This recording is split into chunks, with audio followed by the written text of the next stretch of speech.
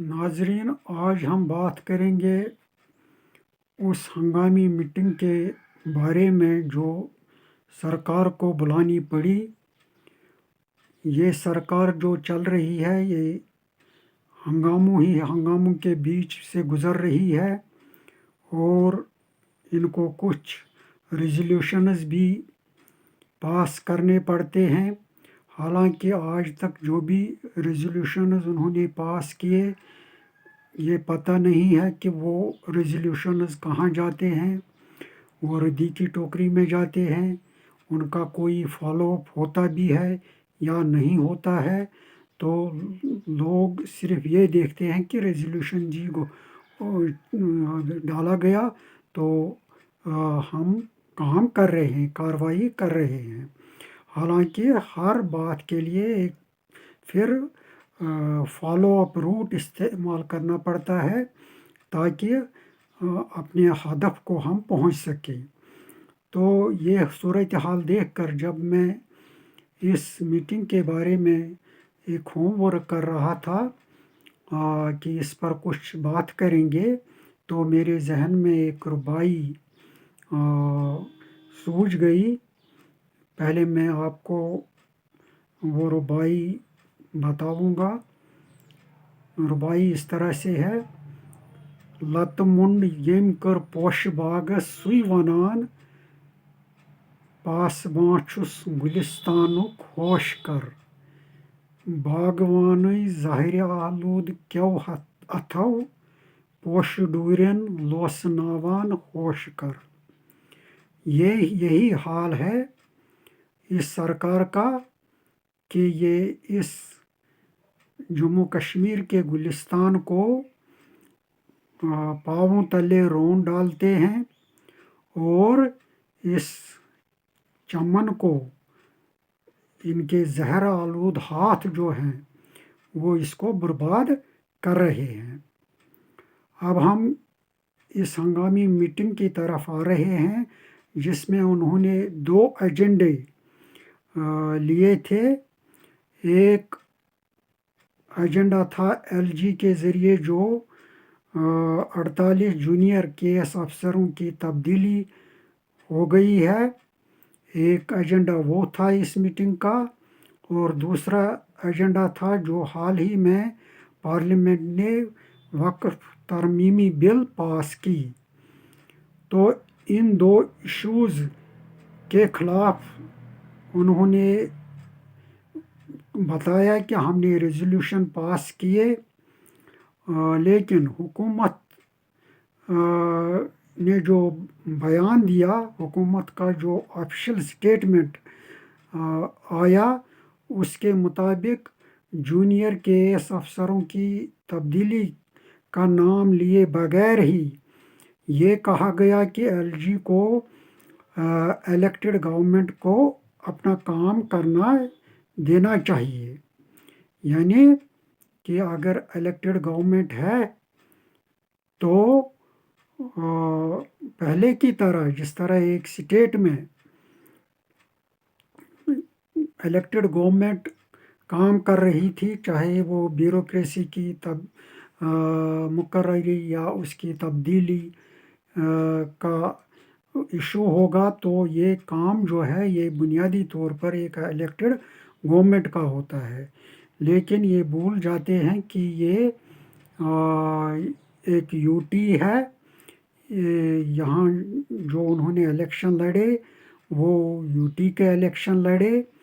تو اس میں جو اب ہم دیکھتے ہیں کہ جو قوانین ہے، یو ٹی کے قوانین ہیں، اس کے مطابق ہی کام ہو رہا ہے۔ جو دعویٰ کرتے ہیں بی جے پی کے لوگ کہ ہم نے کوئی غیر قانونی کام نہیں کیا ہے، بلکہ اب یہ جونیئر کے ایس افسروں کی تبدیلی سے یہ ثابت ہوا ہے کہ جو ایل جی ایڈمنسٹریشن ہے وہ بیوروکریسی کا کنٹرول پورا اپنے اوپر لینا چاہتی ہے، اور اس کے ساتھ ہی तमाम मुलाजमीन जो हैं उनको हिदायत जारी किए गए हैं एक ऑर्डर के थ्रू कि वो हुकूमत की किसी भी पॉलिसी के ख़िलाफ़ कोई नुक्ताचीनी न करें, और अगर करेंगे तो उस पर सख्त कार्रवाई की जाएगी। अब उमर सरकार का जो ये रेजोल्यूशन है इसके ख़िलाफ़ तो वो किस काम का है तो वो देखना पड़ेगा। तो ये सीधे डस्टबिन में जाएगा या उसका कोई फॉलो अप भी होगा, या उसके लिए वो कोई और भी पहल करेंगे, तो ये देखना पड़ेगा। तो दूसरा एजेंडा जो था वक्फ तरमीमी बिल का, हालांकि ये जो तरमीम आई वक्फ एक्ट में, तो कई तरह से इसमें कॉन्स्टिट्यूशन का उल्लंघन हो रहा है। अगर हम देखेंगे कई आर्टिकल्स, मल्टीपल आर्टिकल्स की वायलेशन हो रही है। आर्टिकल 14 की वायलेशन हो रही है जो इक्वालिटी बिफोर द लॉ की बात कर रहा है, उसकी वायलेशन हो रही है इस तरमीमी बिल में। आर्टिकल 25 जो फ्रीडम ऑफ रिलीजन के मुतल्लिक है उसकी भी वायलेशन होती है। इसी तरह आर्टिकल 26 यानी जो रिलीजियस अफेयर्स हैं, वो रिलीजियस कम्युनिटी को उस पर खुद ही नोटिस लेना है, खुद ही उस पर कार्रवाई करनी है, तो उसकी भी वायलेशन हो रही है। इसी तरह आर्टिकल 29 जो है, जो कल्चरल राइट्स की बात करता है, उसकी भी वायलेशन हो रही है। और लास्टली ये तरमीमी बिल जो है ये आर्टिकल 300A जो है उसकी वायलेशन हो रही है, जो राइट टू प्रॉपर्टी है, क्योंकि वक्फ जो है ये एक प्रॉपर्टी होती है, मुसलमानों की प्रॉपर्टी होती है जो आम तौर पर वक्फ की जाती है। तो इसकी भी ये वायलेशन हो रही है। तो इस तरह से हम देखते हैं कि कितना संगीन मसला है, एक हंगामी मसला है, हल तलब मसला है। इस पर यहाँ की सरकार को भी नोटिस लेना ही चाहिए था। जो उन्होंने रेजोल्यूशन की सूरत में नोटिस ले लिया, लेकिन रेजोल्यूशंस का क्या होगा तो वो हम जानते ही हैं, उनकी कौन सी सुनवाई होगी, क्योंकि 370 के जाने के बाद 370 की अदमी मौजूदगी में अब कोई भी जो नया कानून आएगा मरकज़ में, वो डायरेक्टली जम्मू कश्मीर में भी लागू होगा। आप याद कीजिए जीएसटी का वक्त, उस वक्त जो ये तरमीम हुई थी जीएसटी की, तो उस वक्त यहाँ पीडीपी की सरकार थी।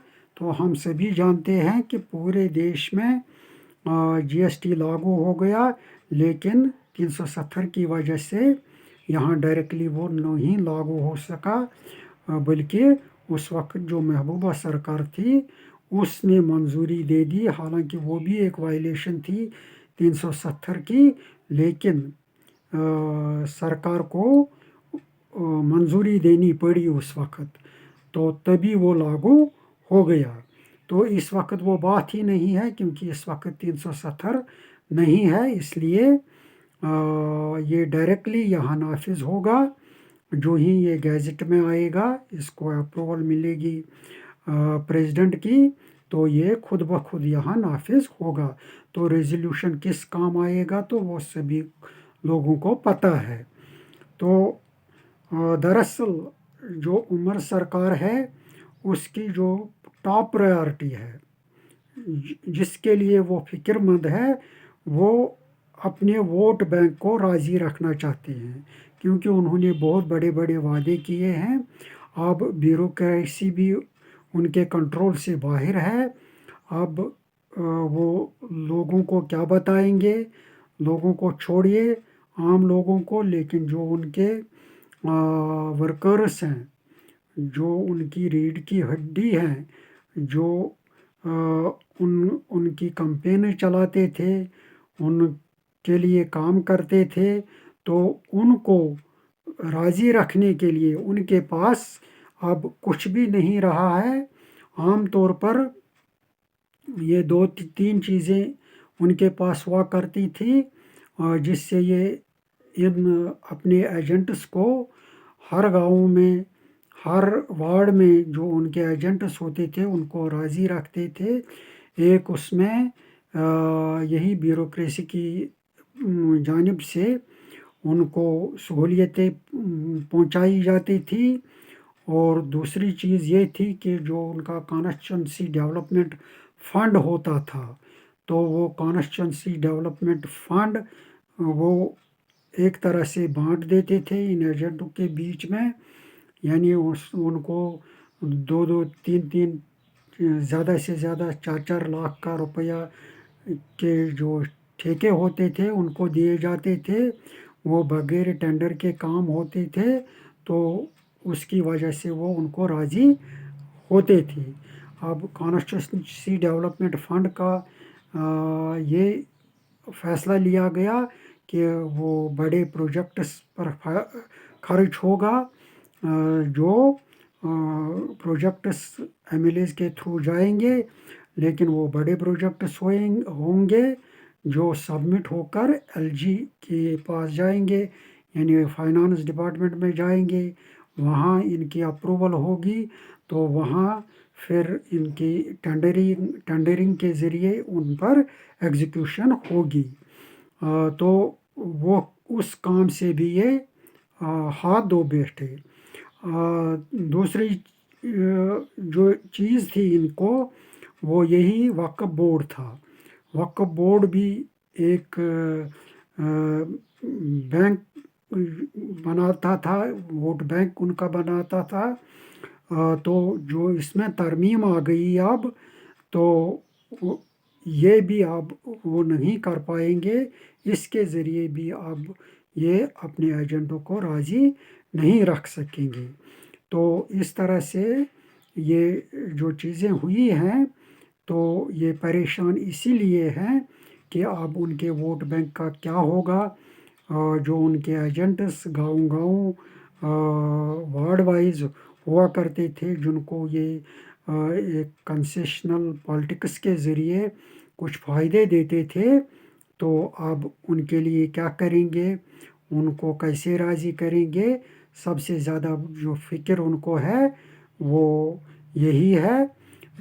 اور جو عام لوگوں کا مینڈیٹ تھا، عام لوگوں کا اصل مینڈیٹ جو تھا، وہ حقوق کی بازیابی کے لیے تھا۔ تو عام لوگ وہی چاہتے ہیں کہ یہ اپنے حقوق کی بازیابی کے لیے سیاست کریں۔ اپنا جو ان کو مینڈیٹ حاصل ہوا، لوگوں کا بہت بڑا مینڈیٹ حاصل ہوا، ان کو چاہیے تھا یہ ووٹ بینک کی پالیٹکس سے اوپر سوچ کر ان حقوق کی بازیابی کے لیے کام کرتے، لیکن وہ یہ نہیں کرتے ہیں۔ ان کی جو پریشانی ہے وہ یہی ہے کہ ان کا ووٹ بینک کیسے بچے گا۔ تو اس لیے وہ ہر دن فکر مند دکھائی دے رہے ہیں، اور اسی لیے ان کو یہ ہنگامی میٹنگز جو ہیں یا ریزولوشنز جو ہیں یہ بنانے پڑتے ہیں۔ تو اس کا حل یہ نہیں ہے، بلکہ اس کا حل ہے کہ ان کو ایک ریزسٹنس پولیٹیکل موومنٹ اس کے لیے چلانی پڑے گی، تاکہ پہلے یہ اپنے حقوق بازیاب کریں گے، تبھی ان کا جو کام تھا، جو پہلے یہ کر رہے تھے، جس کے ذریعے سے یہ لوگوں کو خوش رکھ سکتے تھے، اپنے एजेंट्स को खुश रख सकते थे, तो ये तभी मुमकिन होगा जब ये दोबारा से वो जो हमारे हुकूक थे, चाहे वो स्टेटहुड का मामला था, 370 का मामला था, जो बड़े बड़े काम करने थे, तो वो ये कर पाते, तो वो ये नहीं कर सकते हैं, क्योंकि हमने अब देखा कि दिन ब दिन जो सूरत हाल जो है वो वाज़ह हो रही है कि एलजी का पलड़ा बहुत भारी है।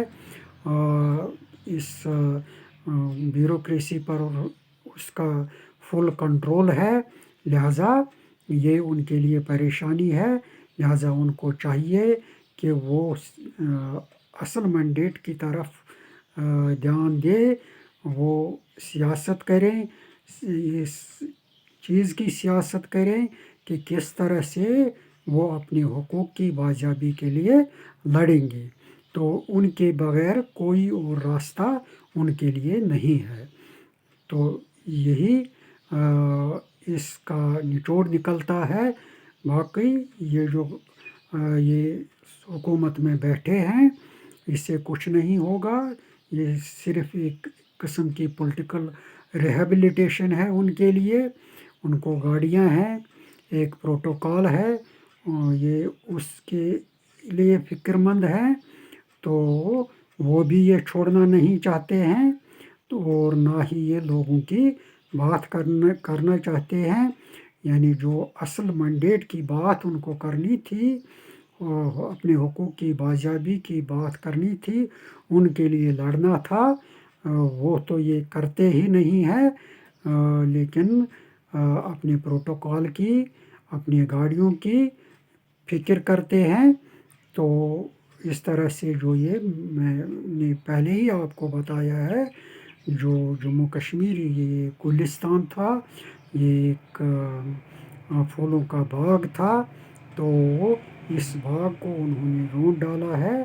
तो उसकी उनको फ़िक्र करनी थी, उसकी सही बागवानी करनी थी, उसकी सही आबियाई करनी थी, लेकिन ऐसा वो नहीं करते हैं। तो वो सिर्फ अपनी प्रोटोकॉल की फ़िक्रमंद है और अपने एजेंटों की वो फ़िक्र करते हैं, जिसके लिए वो बहुत परेशान हाल हैं। बाकी वस्सलाम।